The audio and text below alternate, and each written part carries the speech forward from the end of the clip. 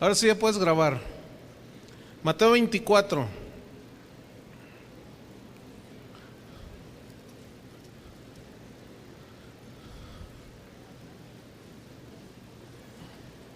Cuando lo tenga diga ya. Mateo 24, versículo 3. Aquí está hablando Jesús y dice: y estando él sentado en el monte de los olivos, los discípulos se le acercaron aparte diciendo: Señor, dinos cuándo serán estas cosas, porque él les estaba hablando de las cosas del final, del fin del mundo. ¿Y qué señal habrá de tu venida?, le preguntan, y del fin del siglo. Respondiendo Jesús les dijo, fíjense lo primero que les dijo: mirad que nadie os engañe. Eso fue lo primero que les dijo. Fue la primera advertencia, que nadie los engañe. Versículo 5. Porque vendrán muchos en mi nombre diciendo: yo soy el Cristo, y a muchos engañarán. Y oiréis de guerras. ¿Han oído últimamente algo de guerras? Y oiréis de guerras y rumores de guerras. Fíjense cómo no dice guerra, dice guerras en plural. Pero fíjate lo que viene enseguida: mirad que no os turbéis. ¿Cómo está el mundo? Turbado. Porque es necesario, digan todos, es necesario que esto ¿qué? Acontezca, pero aún no es el fin. Porque se levantará nación contra nación y reino contra reino. Hasta ahí está bien. Señor, te damos gracias porque tu palabra permanecerá. El cielo y la tierra pasarán, mas tu palabra permanecerá. Gracias, Señor, porque ante nuestros ojos se están cumpliendo las palabras que tú dijiste hace 2000 años. Pero haznos entender sabiduría, Señor. Haznos saber en qué tiempo estamos y qué es lo que debemos hacer y qué es lo que no debemos hacer y cómo debemos de conducirnos. Gracias, Señor. En el nombre de Jesús. Díganle que hoy no. Dice la Biblia, habló Pedro y dijo que la Biblia, ¿cuántos trajeron su Biblia? Dice que es como una antorcha que alumbra en la oscuridad. Dice que el lucero, la luz de Dios de la mañana ha nacido en nuestros corazones para que no nos agarre en tinieblas como muchos están en tinieblas. Porque hay una pregunta que yo creo que millones de personas se han hecho, se están haciendo, que es la siguiente: ¿qué es lo que está pasando en el mundo? ¿Qué está pasando en el mundo? Ellos podrán tener su respuesta, pero nosotros los que creemos, ¿qué dice la Biblia respecto a las cosas que están sucediendo? Yo voy a tratar de mostrar lo que viene en la Biblia y lo que los acontecimientos están reflejando. Yo tengo mi opinión personal, pero esa no importa, porque tú puedes tener tu opinión muy personal. Si yo te pregunto, ¿estás a favor de la invasión de los Estados Unidos a Irak? Yo sé que muchos van a decir no, y otros sí. Entonces, esa es tu opinión personal. Yo tengo la mía. ¿Quieren saber cuál es? No se las digo porque no tiene caso. Esa no es la que vale. Y un líder, fíjense, un líder espiritual en este caso, puede influir en las mentes de las personas, y eso no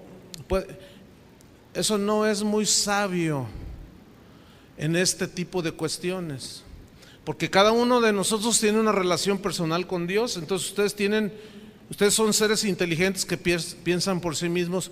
Yo nada más voy a tratar de mostrarles lo que viene en la Biblia, qué dice la Escritura respecto de estas cosas que estamos viendo, y ya cada quien saca su conclusión y sabrá dónde está parado. ¿De acuerdo?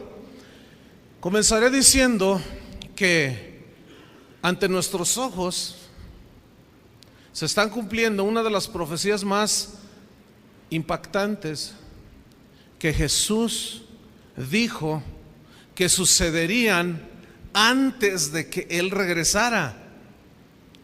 En el capítulo 24 de Mateo, allí donde acabamos de leer, en los versículos 29 al 51, no lo vamos a leer todo, pero allí habla, nada más les quiero dar el contexto, es decir, lo que Jesús dijo antes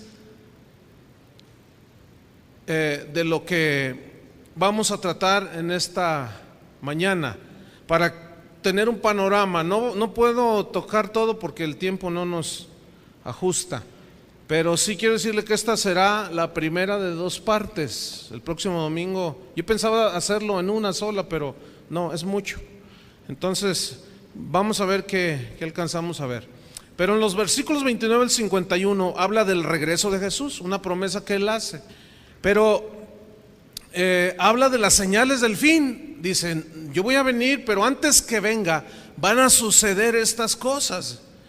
En el capítulo 25 habla de una parábola de las vírgenes, que 5 eran prudentes, 5 imprudentes. Y ahí habla, Jesús trata de exaltar acerca de que estemos velando. Velando es alguien que está alerta, atento a lo que está sucediendo. En el capítulo mismo 25, pero en el versículos 40 al 30, habla de la parábola de los talentos, que a uno se le dio 1, 2, 3, y uno lo escondió y otros lo regresaron multiplicado. Y ahí lo que Jesús está exaltando es la fidelidad que Él demanda de cada uno de nosotros, que le estamos esperando antes de que Él venga. Necesitamos permanecer fieles. Después, en el mismo capítulo 25, de los versículos 31 al 46, Jesús comienza a hablar del juicio que vendrá sobre las naciones. En el capítulo 26, del 1 al 5, vemos aquí a la gente que planeó matar a Jesús. En los versículos 6 al 13, vemos aquel episodio cuando una mujer ungió a Jesús con aquel perfume caro para la sepultura. Él dijo que donde quiera que se predicara el evangelio, se iba a mencionar de ese episodio, porque esta mujer que lo ungió no sabía que proféticamente lo estaba ungiendo para la sepultura, porque a los muertos de aquel entonces los bañaban en perfume, ¿sí? Más adelante, en el versículo 14 al 16, vemos la parte cuando Judas hace negocio vendiendo a Jesús, la traición de Judas por 30 piezas de plata. Finalmente, en el capítulo 26, versículos 17 al 29, vemos la institución de lo que conocemos como Santa Cena o la Cena del Señor.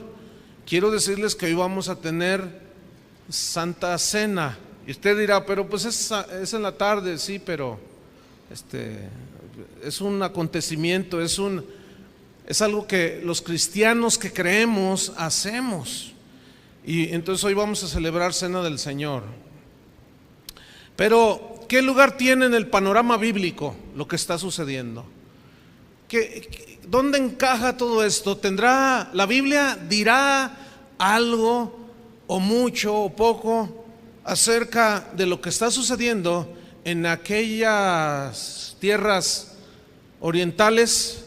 La guerra que todos hemos presenciado de Estados Unidos contra Irak. ¿Qué dice la Biblia? ¿Dónde encaja todo esto? ¿Qué hay con el presidente de Irak, Saddam Hussein? Que entre otras cosas, él está reconstruyendo la antigua Babilonia y dice que él es Nabucodonosor.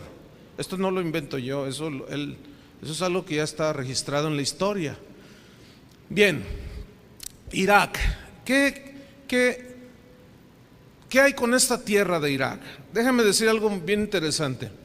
La Irak actual es la antigua Babilonia, es la misma tierra, es la tierra donde la Biblia dice que estuvo el jardín del Edén de Génesis capítulo 3, cuando narra que había una tierra donde crecían árboles, frutales. Los arqueólogos dicen que hace muchos años, miles de años, hubo una vegetación muy exuberante, muy de un clima templado, etcétera. Hoy es puro desierto. Pero ¿cómo es que identificamos que Irak, en la Irak actual, es la tierra donde estaba el huerto del Edén? Porque la Biblia dice en Génesis 3 que había 4 ríos que bañaban o rodeaban este Edén, pero 2 de ellos, los más importantes, era el río Hiddekel, que es el nombre hebreo del río Tigris, y el gran río, o el río grande, que es el río Éufrates.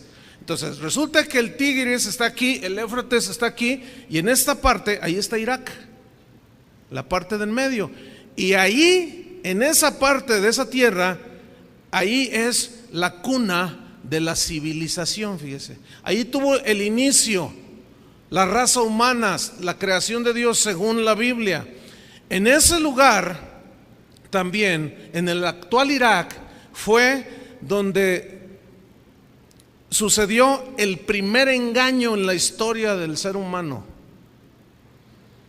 Satanás le dijo a la serpiente: no morirás, si tú comes de ese árbol no morirás. Ese fue el primer engaño ahí en esa tierra, en el Irak actual. En esa tierra tuvo lugar la primer mentira en la historia de la humanidad, cuando Satanás le dijo al hombre: seréis como Dios, seréis igual a Dios. Esas son puras mentiras. Ahora déjame decirle una cosa. Este personaje,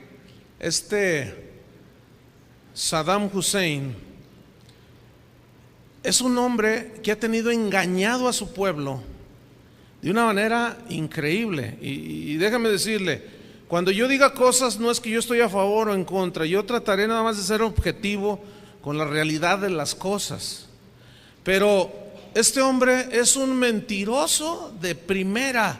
Ahora, no es casualidad que en la cuna de la civilización se estén dando este tipo de cosas, porque fue allí también donde surgió la primera excusa del ser humano, cuando Dios le dijo: ¿por qué comiste? Y él le dijo: la mujer que me diste por esposa, ella me dio de comer. También en esa tierra fue donde sucedió el primer homicidio en la historia de la humanidad. En esa tierra, cuando Caín mató a su hermano Abel. Pero aquí lo interesante es que fue ese asesinato por cuestiones religiosas, porque Abel ofreció una ofrenda a Dios que fue agradable, y Caín ofreció una ofrenda a Dios que no fue agradable.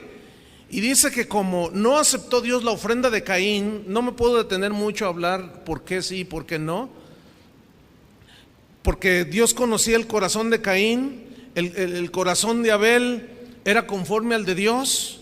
Es como esto: yo puedo dar una ofrenda aquí con un corazón recto, o puedo dar una ofrenda a Dios con un corazón que no es recto.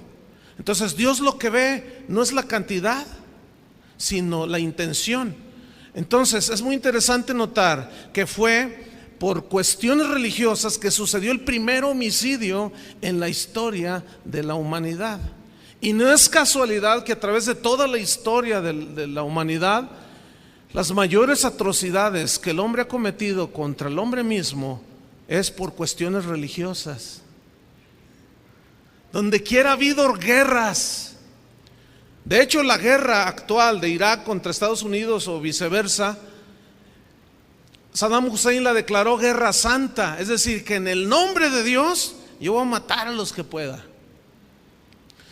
Qué interesante ver entonces que en la cuna de la civilización se esté involucrando inclusive la religión, porque George Bush, si usted está enterado de esto, es un hombre que ha declarado que él es nacido de nuevo, que él es cristiano, que él está asesorado por hombres tremendos como Billy Graham, entre otros, que lo están asesorando, que le están mostrando en la Biblia si él debe o no hacer lo que está haciendo. Él cree que sí, pero ya se está involucrando otra vez a Dios. Entonces es interesante ver que es Dios contra Dios. ¿Será eso posible? ¿Dios contra Dios? Sin embargo, ahí está. Y curiosamente es en la misma cuna de la civilización se está dando esto. Es increíble cómo las cosas han ido dando vuelta y han llegado al origen, a la tierra del origen de todas las cosas, del ser humano. Fue en esa tierra también donde se dio el primer caso de bigamia. Uno de los descendientes de Caín tomó a dos mujeres en Génesis 4:19, no lo busqué. Allí dice que él tomó para sí a dos mujeres y vemos la bigamia. Él sabía que Dios le había dado a Adán, era su bisabuelito o tatarabuelito. Él sabía que Dios le había dado nada más una, pero él dijo: no, a mí qué me importa, yo quiero dos. Es allí donde se inició, en esa tierra. Y curiosamente Saddam Hussein dice que tiene quién sabe cuántas esposas. Uno de los hijos de él, no hombre, es como Juan Charrasqueado, tiene hijos por donde quiera. Es increíble este tipo, ¿sí? Entonces hay una similitud, hay un paralelismo en lo que sucede en el mundo físico y con el mundo espiritual. Es allí en esa tierra donde también surgió lo que la Biblia habla en el capítulo 8, 9 y 10 del Génesis. Fue en esa tierra donde dice que allí nació el primer hombre que fue el más poderoso de la tierra. Y esto habla de monopolio, cacicazgo y dictadura. Y ese hombre se llamó Nimrod. Y curiosamente, esos son los rasgos del presidente de ese país. Interesante, ¿no? Hay que analizarlo a la luz de la palabra de Dios. Finalmente hay muchas similitudes, pero finalmente diré que Irak es la región con mayor actividad demoníaca. Es allí donde la actividad de los demonios está al doble que en cualquier otra parte del mundo. No es casualidad entonces que gente como ellos hagan lo que han hecho. Déjame leérselo, está en Apocalipsis, en el capítulo 9. Mire, aquí habla de Babilonia, y Babilonia es Irak, pero hay una aplicación espiritual y hay una aplicación literal. Es decir, como vamos a leer, déjame explicárselo. Apocalipsis 9, versículo 13.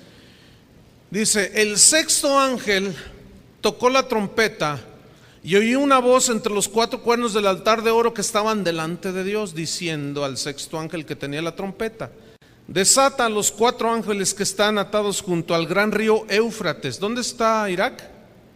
Junto al gran río Éufrates. Y fueron desatados los cuatro ángeles que estaban preparados para la hora, día, mes y año, a fin de matar a la tercera parte de los hombres. En otras palabras, guerra. Vamos al versículo 16. Y el número de los ejércitos de los jinetes era 200 millones. Usted dirá: híjole, pero no hay 200 millones de soldados. No, ahorita no. Pero déjame decirle una cosa: si se levantara o iniciara la tercera guerra mundial, yo creo que no solo 200 millones. Tan solo los chinos tienen un ejército de... ¿Alguien sabe de cuántos es el ejército de los chinos? ¿Cuántos millones? ¿500 millones? 800 millones de soldados, imagínense. O sea, ¿será posible esa profecía? Pero hasta sobran. ¿Sí? Bueno. Dice: yo oí su número, versículo 17. Así vi en visión los caballos y a sus jinetes, los cuales tenían corazas de fuego, de zafiro y de azufre. Todo eso tiene un simbolismo. Azufre, acuérdense, de destrucción, fuego.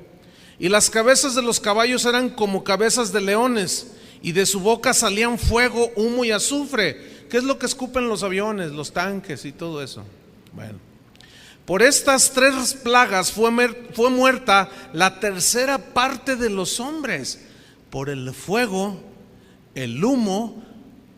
¿Se fijan cómo cuando invadió Irak Kuwait en el 92, cuando tuvo que intervenir Estados Unidos para echarlos fuera, estos prendieron todos los pozos petroleros que había ahí, que se gastaron 20,000 millones de dólares en apagarlos, algo así, o no sé si estoy cierto la cifra, pero humo. Los satélites tomaron fotografías de la atmósfera de la Tierra y estaba negra totalmente por el humo.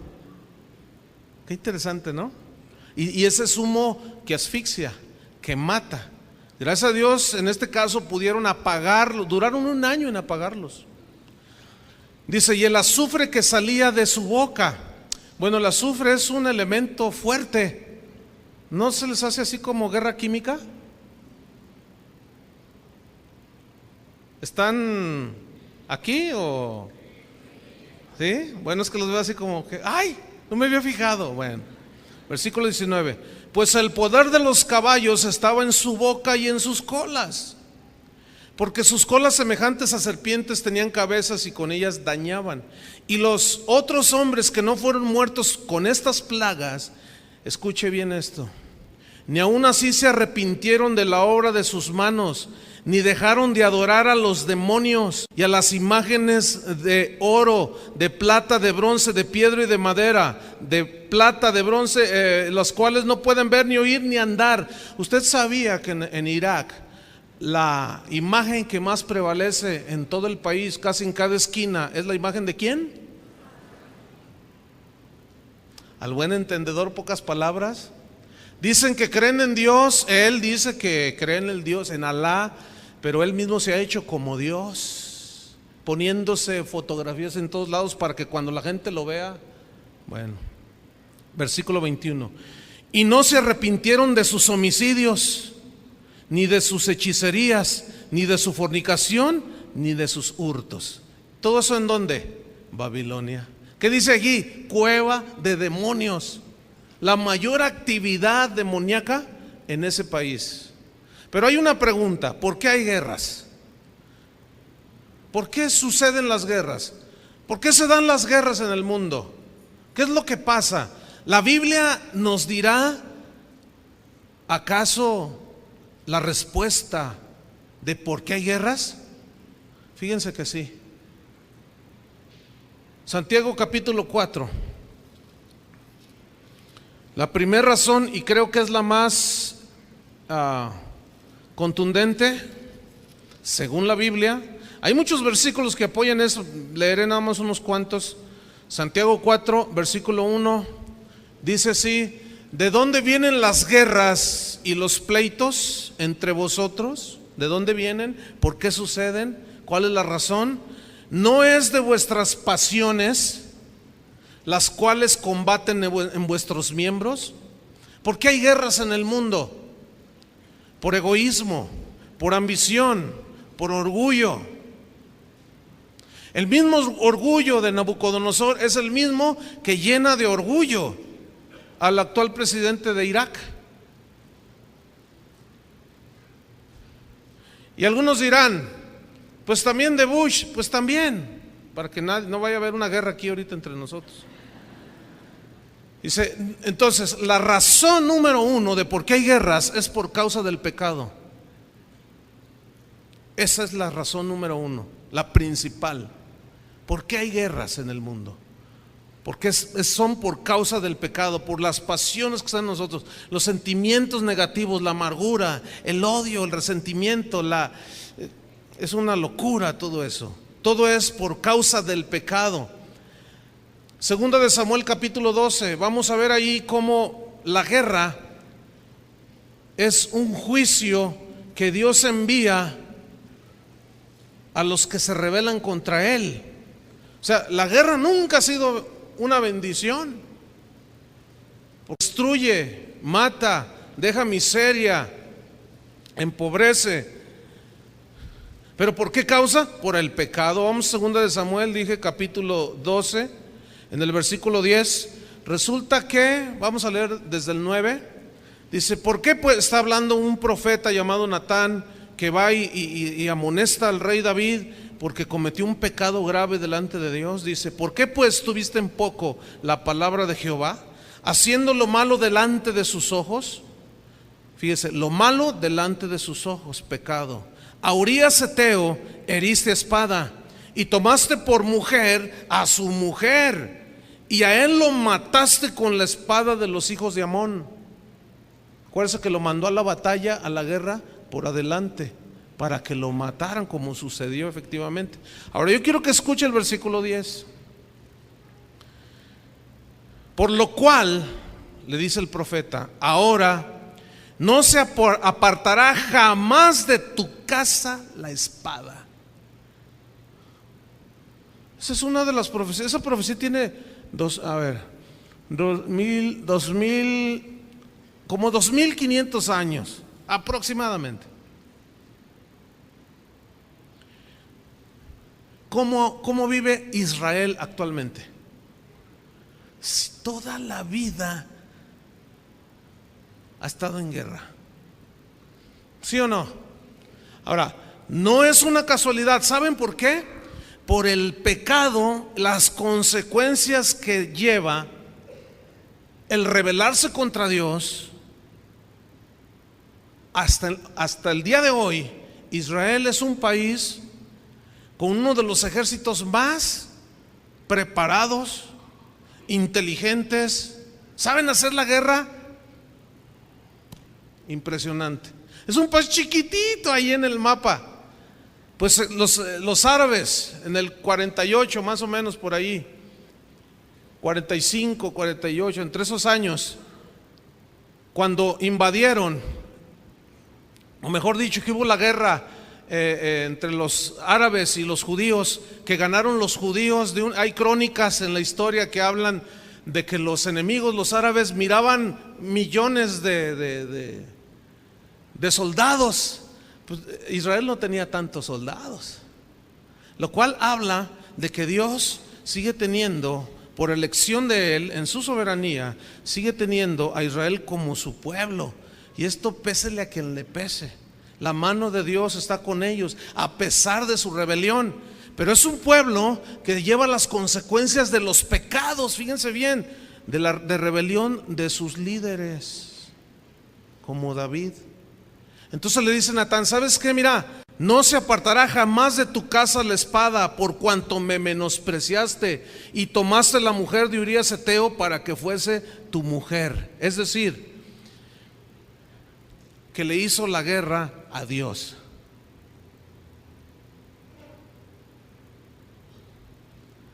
Y vemos la guerra como un juicio que Dios envía a las naciones que se rebelan contra Dios. Éxodo 17, versículo 16.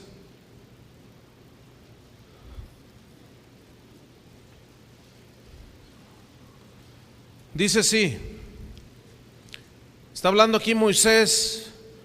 Él acaba de guerrear contra Amalek, que son de donde descienden los árabes, es la línea de los árabes.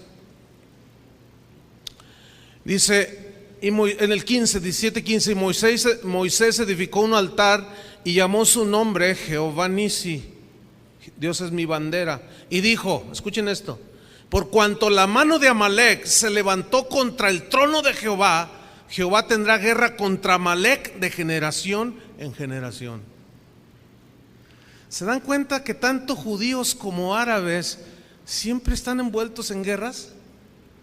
¿Por qué? Por su rebelión contra Dios. Esto está en la, es unos cuantos versículos, pero está llena la Biblia de estos versículos. No puedo leérselos todos. Vamos a Apocalipsis 6, versículo 4. Apocalipsis 6, 4.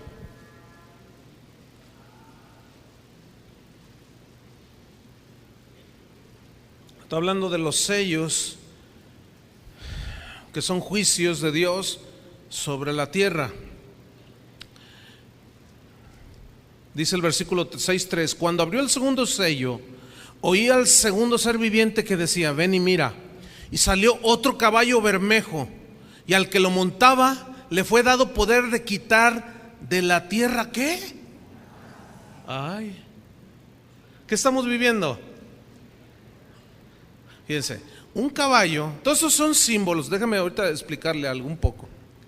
Un caballo bermejo, que se le dio el poder de quitar de la tierra la paz y que se matasen unos a otros, y se le dio una gran espada. ¿Qué es eso? ¿No es guerra? ¿Por qué? Por rebelión contra Dios. Ahora, hay algo aquí interesante en este versículo donde dice que un caballo bermejo. ¿Sabe que yo estudié o busqué en el idioma original qué significaba esta palabra bermejo? Y la palabra que aparece en el griego es una palabra que se traduce como quemar. ¿Qué hacen las bombas?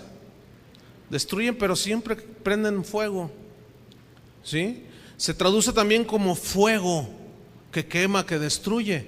Y dice una de las profecías más impresionantes dada por Pedro, que también tuvo profecía, fue que en los últimos tiempos, dice que él vio, Dios le reveló cómo iba a ser el fin de los tiempos.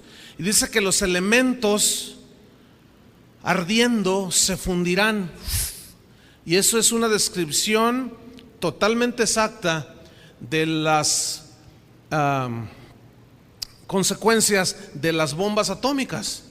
Se desintegran porque es puro calor, ¿sí? Entonces se funden, se derriten y todo desaparece y todo es destruido. Entonces, esos versículos muestran de por qué hay guerras en el mundo. Pero algo sorprendente, algo que es lo que a mí me tiene así, por un lado, yo digo, ay, hasta le hago así. Estoy viendo lo que estoy viendo.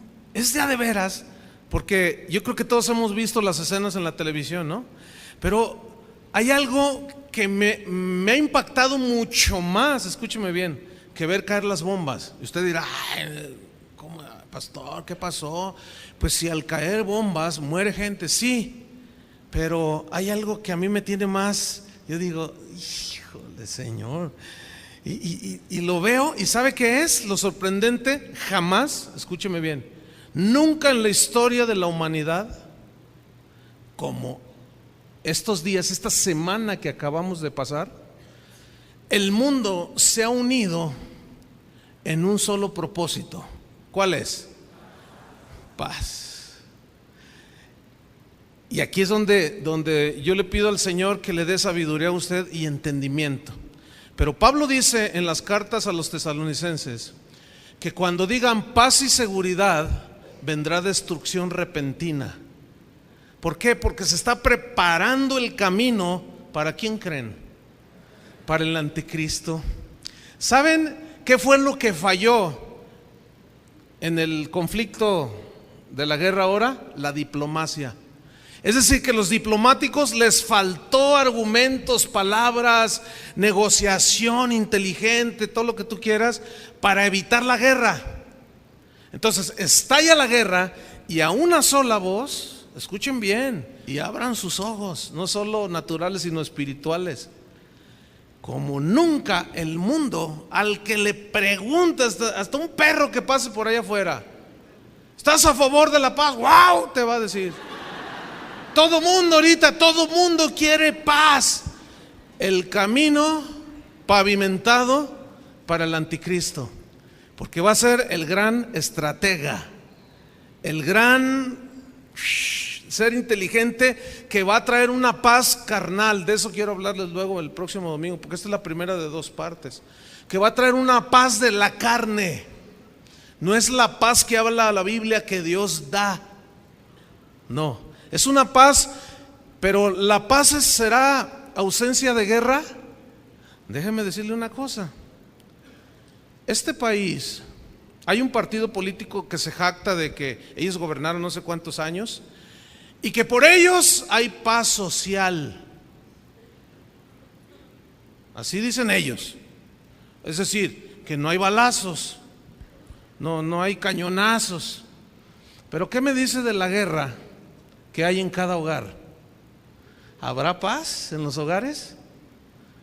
Cuando el 40% de los hogares, la esposa y los hijos sufren violencia de parte del varón,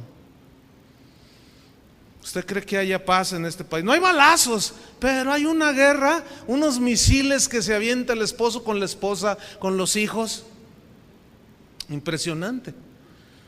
Entonces, eso es lo que a mí me impresiona, porque en las principales ciudades del mundo, en las principales capitales del mundo, hay manifestaciones. Yo lo vi allí en la televisión. Yo estaba así, estaba estudiando, estaba leyendo algo que se me vino, busqué mi Biblia y lo tenía prendida la televisión en un canal de cable de los Estados Unidos.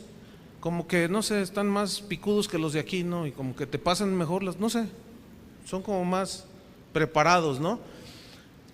Y estaban pasando las manifestaciones en París, en Bruselas, Bélgica, en Roma, Italia, en Argentina, en Uruguay, en Paraguay, y por supuesto los totonacas de aquí de México. No, pues no faltaba, ¿no?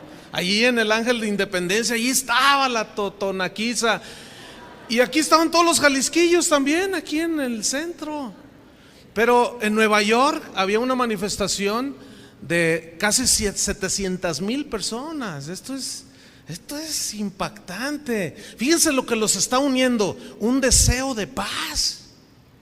Porque en el corazón del hombre Dios puso eternidad en los corazones y el anhelo de paz. ¿A quién no le gusta vivir en paz? Todo mundo. 700,000 personas, 200,000 personas en la Plaza de Mayo en Buenos Aires. Aquí en México un montón de gente, todos con pancartas y gritando consignas contra los Estados Unidos. Fíjense qué cosas, ¿eh? Quieren la paz haciendo la guerra. No, los manifestantes no sacaron bazucas ni nada, pero hay una guerra verbal.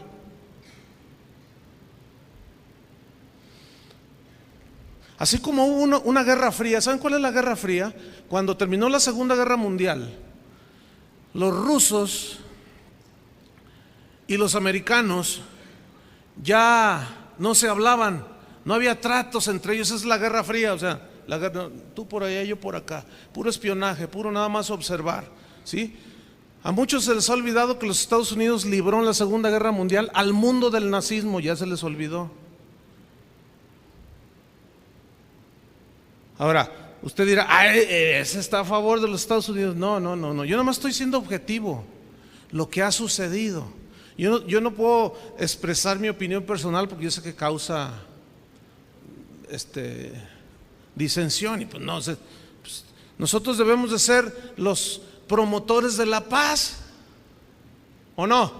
Entonces, no vamos a andar discutiendo y mucho menos a pelearnos por las oposiciones personales. Pero así fue. Entonces hay una guerra fría. ¿Cuántos en su hogar tienen guerra fría? Eso es guerra también. ¿Cuántos esposos hay aquí que no le hablan a su esposo o viceversa? O el hijo a los padres. Y le hablas a tu jefe ahí en tu trabajo nomás porque le tienes que decir, bueno, ni le saludas siquiera. Es una guerra fría. Es una guerra de tú por allá y yo por acá. Entonces, eso es lo que a mí me ha impresionado, la unidad que ellos han tenido. Pero vamos a desenmascarar, no a un presidente de un país, no. Vamos a desenmascarar al enemigo, a Satanás. Escúchenme bien. Lo primero que Jesús les respondió a sus discípulos cuando le preguntaron, ¿cuándo serán estas cosas? Lo primero que les dijo fue, mirad que nadie os engañe. ¿Qué fue lo primero que sucedió en el huerto del Edén, en la tierra de Irak? Engaño. El engaño es el arma favorita de Satanás.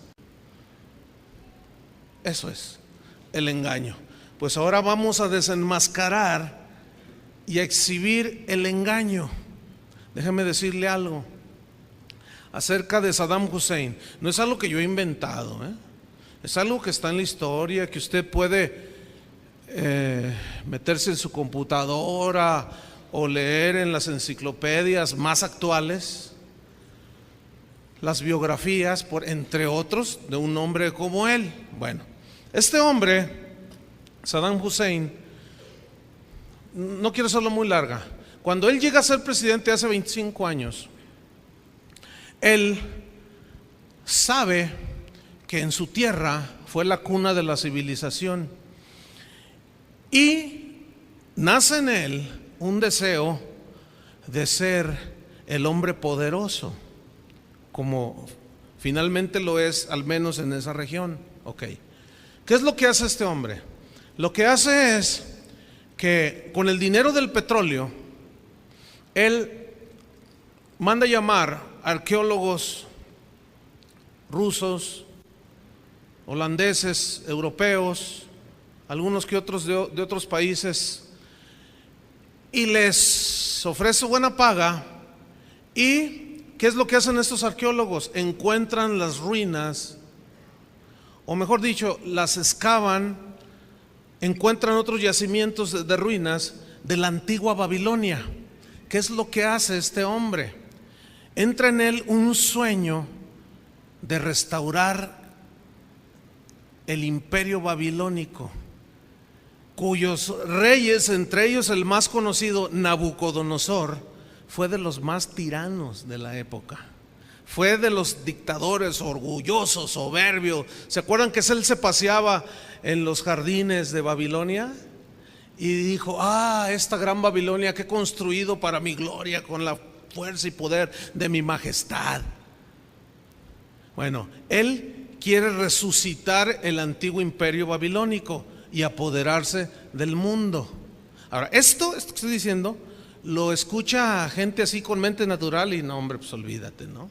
O sea, ni de aquí a 10 centímetros le entienden lo que yo estoy diciendo.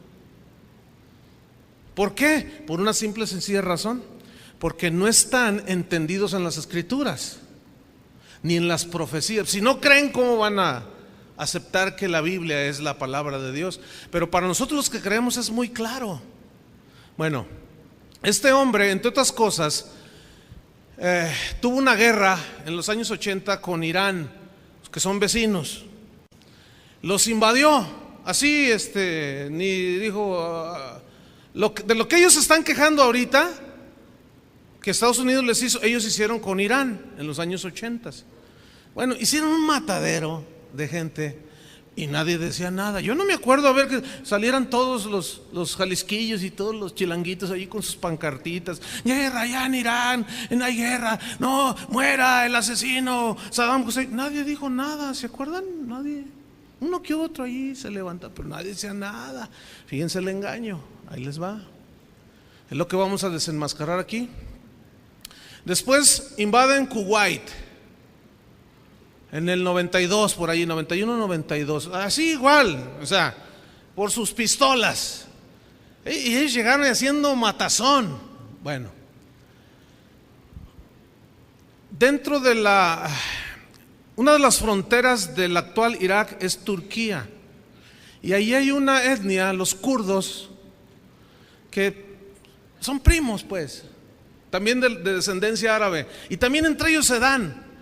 Ahí fue donde, no solo contra ellos, sino contra la misma gente de Irak, de su gente, de sus niños, les lanzó armas químicas, biológicas. Lo vimos en la televisión, ¿se acuerdan? Esto fue en el 95.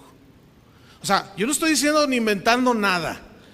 Y nadie absolutamente dijo nada. Nomás decían los noticieros, se veían las pilas de gente, mamás abrazando a sus bebés ahí, todos contorsionados por los efectos del gas mostaza, de las armas químicas.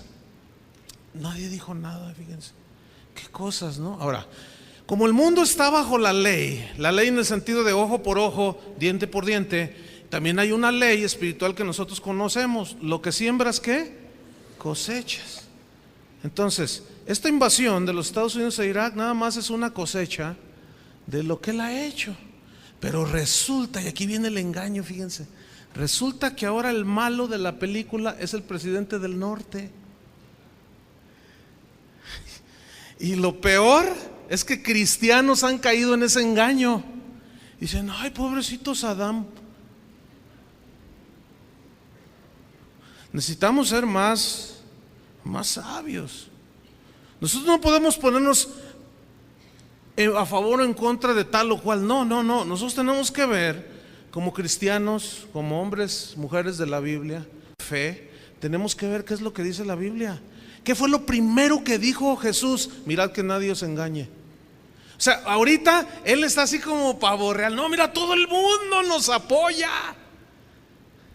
Ya se le olvidó al mundo las atrocidades que hizo este hombre. Alguien me preguntó a mí el otro día, oye, ¿y tú qué opinas de la guerra? Yo le di, se la volteé así un poco, le dije, ¿tú qué opinas? No, pues Estados Unidos, gandalla, imperialistas, abusivos, tienen un armamento de primera clase y aquellos iraquíes con sus... No, que quién sabe qué. Entonces yo le dije, le digo, entonces tú estás en contra de que hayan invadido. Claro que sí, no, que quién sabe qué, guerra, no, paz, sí. No, pues qué suave. Entonces le digo, oye, te voy a poner un ejemplo. ¿Cuántos años tienes? Y me dice 25. Le digo, tú vas caminando por una calle. Entonces ves a un chavito de 12 años que está ahí jugando, pero también hay un niño de 2 años gateando. Tu niña, pues. Fíjate. Entonces el chavito de 12 años va caminando y nada más porque sí, está la niña allí y mira, le pone un puntapié en su boquita y la niña bota por allá y la sigue pateando. ¿Qué harías tú? Le pregunté a este muchacho. Me dijo, no, yo me lo descuento. No, pero espérame, tú estás más grande, tienes más fuerza. ¿Por qué te metes en lo que no te importa? ¿Por qué? Eres un abusivo. Ahora, hay una ley ético-moral dentro de nosotros de proteger al más débil. Por eso es que ahí está el engaño. Como Irak es más débil bélicamente que los Estados Unidos, todo el mundo está, ¿sí? Pero ¿y qué del chavo que pateaba a la niña, que la medio mató a puntapiés? ¿Tú qué harías, señora de 40 años y así bien bendecida por Dios? ¿Qué harías? ¿Dejabas que un mozalbete, un irresponsable, golpeara con sus pies a una niña de 2 años? ¿Ustedes permitirían eso? ¿Qué harían? Si no te lo descuentas, cuando menos lo agarras y lo avientas así, ¿no es cierto? Y ya si se rompe la cabeza ya es cuestión de él. ¿Por qué? Porque no podemos quedarnos así sin hacer nada. Bueno, como nadie hacía nada, el fuerte dijo, no, pues este hace cada cosa, que pues ahí te voy. El engaño es que ahora el malo es el presidente del norte. Fíjense qué cosas. Ahora, no se crean de esto que yo les estoy diciendo, así nada más, el pastor dijo, si no van a estar como antes, el padre dijo. No. O sea, ustedes por su propia inteligencia lean, estudien, vean, no se dejen llevar por los comentarios. Miren, ya me ha agarrado un montón de hermanos aquí. Oye, ¿tú qué estás a favor de la guerra o de la paz? No, pues de la paz. ¿Y qué piensa Estados Unidos? No, imperialista, pero sí vas a Disneylandia, ¿verdad? Entonces, no, ahí está el engaño, ahí está justamente el engaño, fíjense. Ahora, Saddam tiene varios hijos, uno de ellos se caracteriza, y lo que más mencionas de él es que es un mujeriego empedernido. El otro, nada más de contarle una cosa de las que hace. Iba en una de las calles de Bagdad conduciendo y había un embotellamiento y él empezó a pitar para que se hicieran a un lado, porque iba el hijo del presidente allí. ¿No saben quién soy? Entonces, como era una calle angosta, no había para dónde hacerse, había un embotellamiento. Entonces al que iba delante de él le pitaba y le decía que se hiciera a un lado. El otro decía, ¿dónde me hago? No le hace que seas hijo del rey o del presidente. ¿Saben qué hizo este hombre? Se bajó del carro, sacó su pistola y lo asesinó. Le vació la carga de su pistola. Y nadie los toca. ¿Por qué? Porque son dictadores, son asesinos. Y muchos cristianos no se han dado cuenta. Ahí esa es una forma de engañar y de ponernos del lado de la injusticia. Ahora, no estoy diciendo que nos pongamos del lado de los Estados Unidos, tampoco. Pero también tienen sus cosas, ¿sí? Si no, vamos a ver aquí las cosas. Pero déjeme decirle algo. ¿Cuántos de todos esos que protestaron en todas las ciudades del mundo contra la guerra? Vamos a hacerlo con la gente de nuestro país. ¿Cuántos de los que protestaron le hacen la guerra, por ejemplo, a Vicente Fox?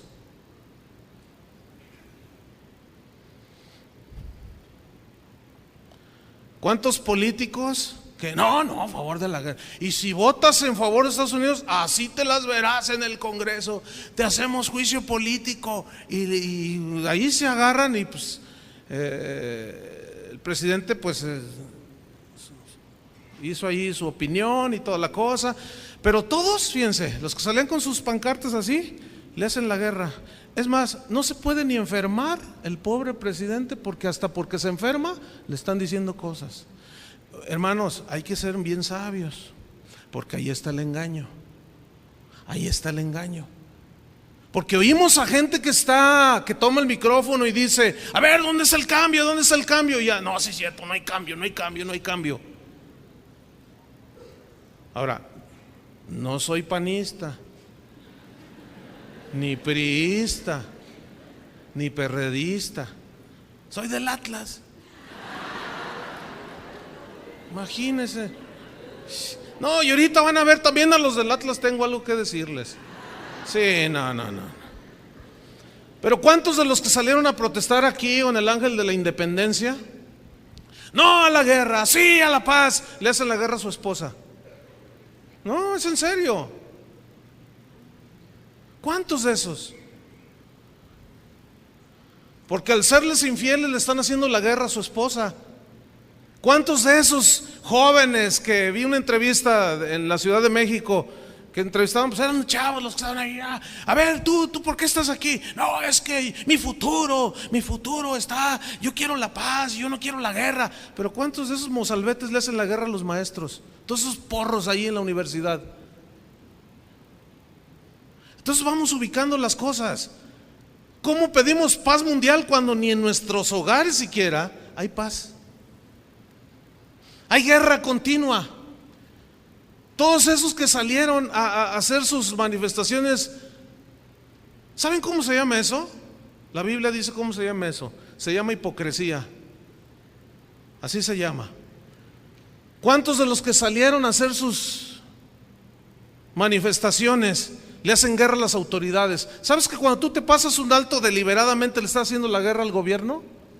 ¿A las autoridades? Porque dices, el gobierno dice: no te pases, respeta o te castigo, te multo. Dices: a que no, y ya como nos toque, a que yo soy más listo que tú y que no me ves cuando me paso. Todo eso es rebeldía. Y es hacerle guerra. Es hacer guerra a las autoridades, es hacerle guerra a los magistrados, es hacerle guerra. ¿Cuántos muchachos andaban ahí en las manifestaciones y le hacen la guerra a sus papás, siendo desobedientes? Un hombre el jueves pasado vino aquí conmigo y me dijo: pastor, ¿qué hago? Deme un consejo, porque yo hablo con mi hijo porque se porta mal, y ¿sabe qué? Ayer me retó a golpes. Le digo: ¿y ha venido aquí su hijo? Sí, ha venido. ¿De casualidad andaba allí con su pancartita diciendo: no a la guerra, sí a la paz? Pues ahí andaba en rollos de esos. O sea, ¿qué? ¿Eso qué? A ver, díganme.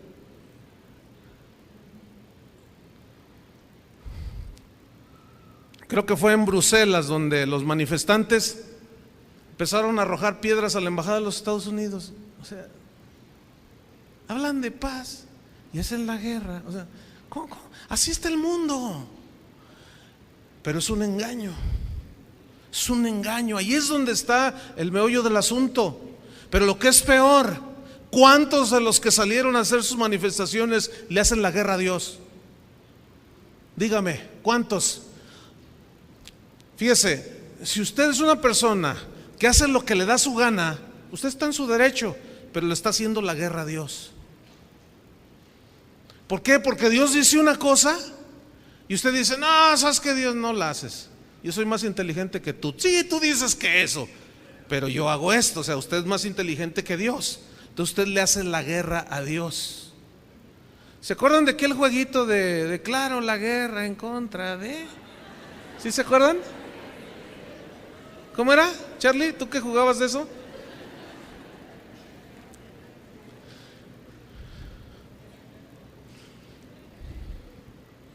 Le dice el presidente de Estados Unidos al de Irak: te doy 48 horas para que te salgas. Si de veras amas tu país y quieres la paz, salte y vamos a entrar, vamos a sacar todas tus armas que tienes ahí escondidas. Dijo, no me salgo, ¿por qué si es mi casa? Y lo dicen, qué prepotente el otro, pero qué orgulloso el otro. O sea, le vale que maten a su gente. ¿Qué harías tú por la paz? Si te dicen, sálgase de esta casa, ya no se la quiero rentar.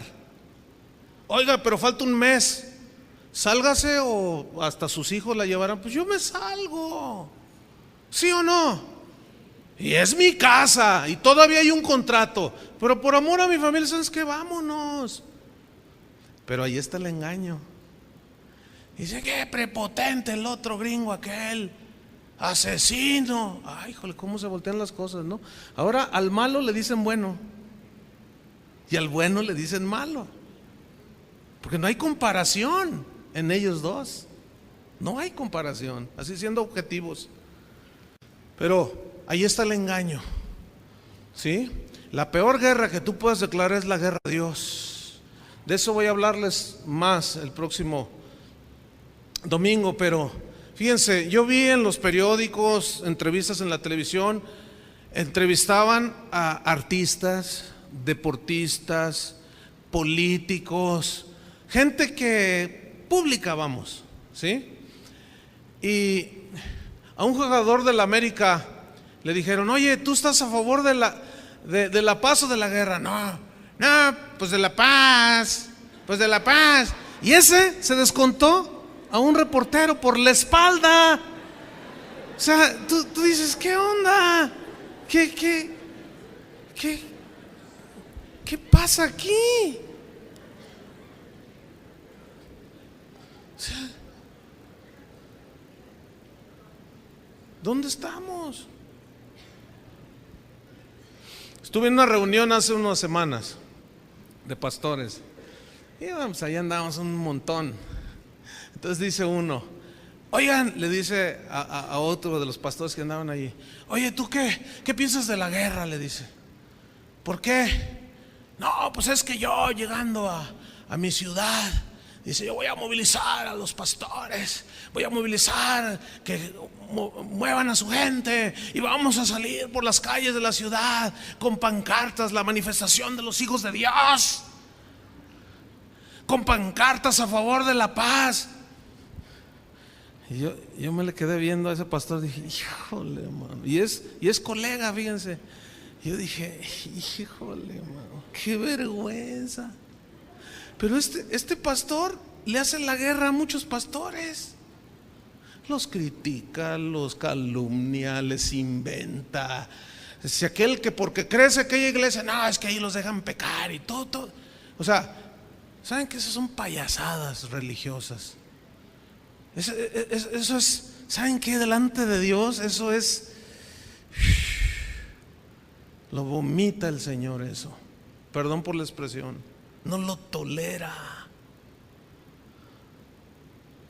Es como si ahorita, pues si yo les digo a todos, ¿están a favor de la paz? Van a decir, sí, pero ¿cuántos están en guerra en su familia? A ver, vamos a orar por la paz. Primero ora por tu casa, mano. Ora por las relaciones entre tus hermanos, tu familia, tus vecinos. Entonces, allá, cuando no hay paz en ti, en tu núcleo allí. ¿Cómo? No. Pregúntenle a los del Barzón a favor de qué están. Ya saben, a favor de la paz. Y a garrotazo limpio, pues qué, total. Bueno, pregúntenle a la porra de la América si están a favor de la paz o a la porra de las Chivas, a la de los Pumas, que son más picudos que nada, y también a la del Atlas. Yo tengo algo contra la porra del Atlas. Y de aquí les mando. Hay un jugador del Atlas que viene aquí, no sé si está aquí ahorita, pero bueno, él qué culpa tiene, ¿no? Pero ayer en el estadio, fíjense, la porra saque del Atlas, ¿verdad? A favor de la paz y no la guerra. Y luego por acá unas palabrotas, no quise que el que no esté por acá. Y luego le meten un gol, o le meten un gol a los que están ahí. Y todos ¡ay! Le gritan a los ¡ay! Y los no, bola de payasos todos, ¿sí o no? También los del Atlas y más los del América ahí con sus...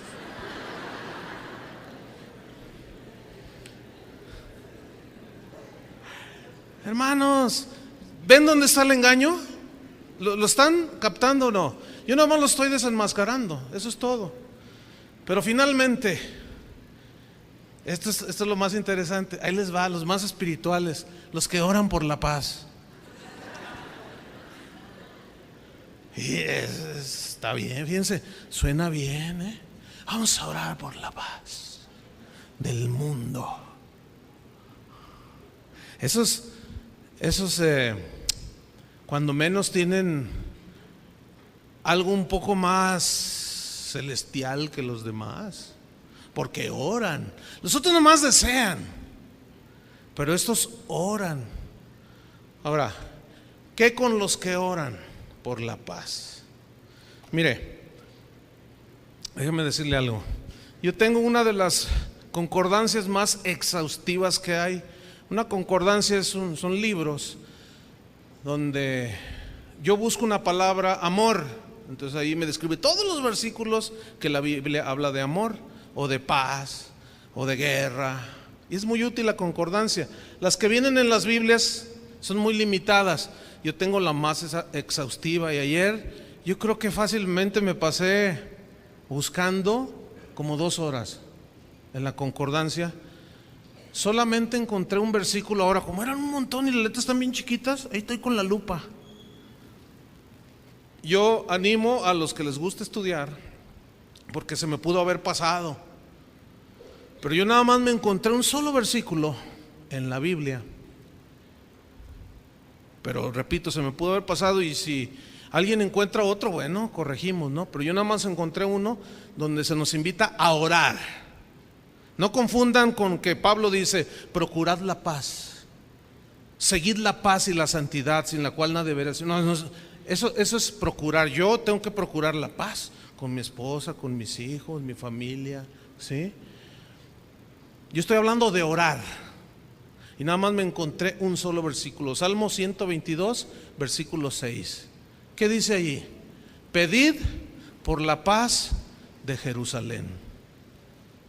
Ese es el único versículo que me encontré yo en toda la Biblia. Ahora, ¿qué? Escúcheme bien, ya estoy terminando.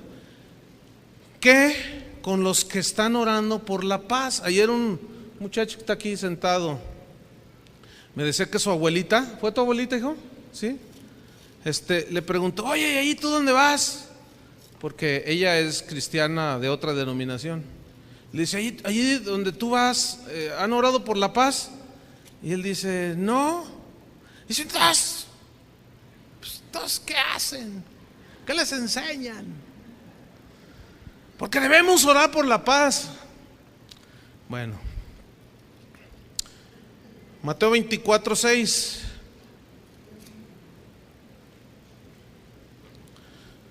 Oiréis de guerras y rumores de guerras, mirad que no os turbéis, porque es necesario que todo esto, ¿qué? Acontezca, pero aún no es el fin. Es que, o sea, ¿cómo yo me voy a poner a orar? Escúchenme bien, porque aquí por ahí algunos no la pueden captar bien y luego se confunden, ¿Cómo yo me voy a poner a orar? Ahorita yo les digo, hermanos, vamos a orar por la paz en Irak. ¿Qué les parece? Yo sé que todos se ponen buena onda, ¿verdad? Y cierran los ojitos y todo, y empiezan a hacer pucheros, ¿verdad? Así. Y empezamos a orar. Vamos a orar por la paz. Entonces estamos orando, ¿verdad? Señor. Y el Señor, en otras palabras, ay, hijitos míos, lean más, por favor, hijitos. No sean tan ignorantes, hijos de mi vida. Tanto que me costó la muerte de mi hijo para que ustedes estén en la ignorancia total. Bueno, orar no les hace daño, pero nunca les voy a contestar esa oración. ¿Cómo la ven? Fíjense lo que estoy diciendo, Y yo sé que más de alguno en la mañana algunos le hicieron así como diciendo blasfemia. Muchos tropezarán entonces y se entregarán unos a otros y unos a otros se aborrecerán. ¿Por qué tropezarán? Porque fue gente que siempre jugó con Dios, nunca se comprometieron, no fueron fieles. Esos son los que tropezarán. Versículo 11. Y muchos falsos profetas se levantarán y engañarán a muchos. Espero no seas tú uno de ellos.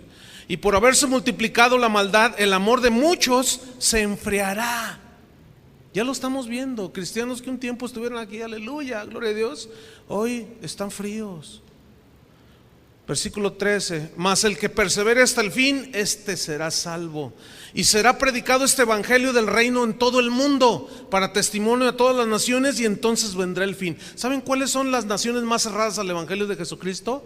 Las naciones como Irak, los árabes, los musulmanes, porque ellos no creen que Jesucristo es el Hijo de Dios.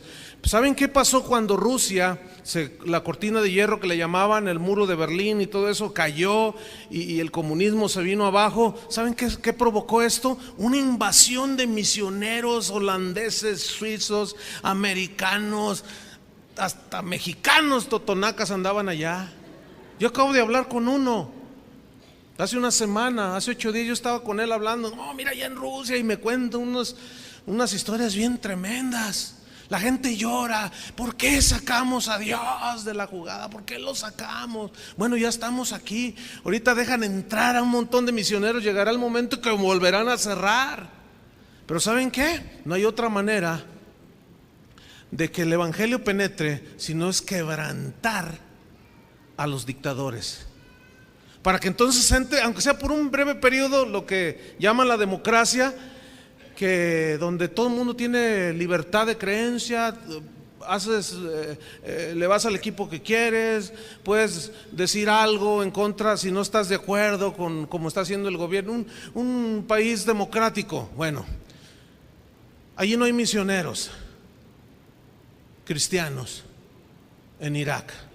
¿Saben qué va a provocar el hecho de que quiten a este presidente de ahí y pongan a uno o elijan a uno democrático? ¿Saben qué? Escúchenme bien, porque esto ni se necesita ser profeta siquiera, porque esto ya se ha visto en la historia. Pero esto va a provocar que un montón de misioneros se vayan a Irak, van a ver, y a predicarle a todo el mundo, porque allá tú llegas y predicas. Yo he estado en países musulmanes, y saben que aquí aguas, allá no todo escondido, porque está penado por la ley, pena de muerte, predicar otra religión que no sea el Islam. Yo he estado en países así, predicando en catacumbas. ¿De qué otra manera va a penetrar el evangelio? ¿Qué dice aquí? Que será predicado el evangelio a todo el mundo, y entonces ¿qué? Vendrá el fin. Van a entrar y posiblemente al rato otro dictador y vuelva a sacarlos, pero ya hubo testimonio del evangelio. Y terminamos rápidamente, dice versículo 15: por tanto, cuando veáis en el lugar santo la abominación desoladora de que habló el profeta Daniel, es decir, el anticristo sentándose en el trono de Dios, el que lee entienda. Entonces los que estén en Judea huyan a los montes, los que estén en las azoteas no descienda para tomar algo de su casa, y el que esté en el campo no vuelva atrás para tomar su capa. Mas hay de las que están encintas y de las que críen en aquellos días. Fíjense por qué sí debemos orar. Orad pues que vuestra huida no sea en invierno ni en día de reposo, porque habrá entonces gran tribulación, cual no ha habido desde el principio del mundo hasta ahora ni la habrá. ¿Saben que el bombardeo del viernes pasado, del viernes o el jueves, el segundo que hubo en Irak, ha sido el más intenso en la historia de la humanidad? ¡Wow! Versículo 22: y si aquellos días no fueren acortados, nadie sería salvo, mas por causa de los escogidos, esos somos tú y yo, aquellos días serán acortados. Entonces si algunos dijeren, mirad, aquí está el Cristo, mirad, ahí está, no le creáis, porque se levantarán falsos cristos y falsos profetas, y harán grandes señales y prodigios, de tal manera que ¿qué? Engañarán, ahí está otra vez, si fuere posible aún a los escogidos. Escuchen bien eso, hermanos. Ya os lo he dicho antes, dijo Cristo. Así que si os dijeren, mirad está en el desierto, no salgáis, o mirad está en los aposentos, no lo creáis, porque como el relámpago que sale del oriente y se muestra hasta el occidente, así será también la venida del Hijo del Hombre. Porque donde quiera que estuviera el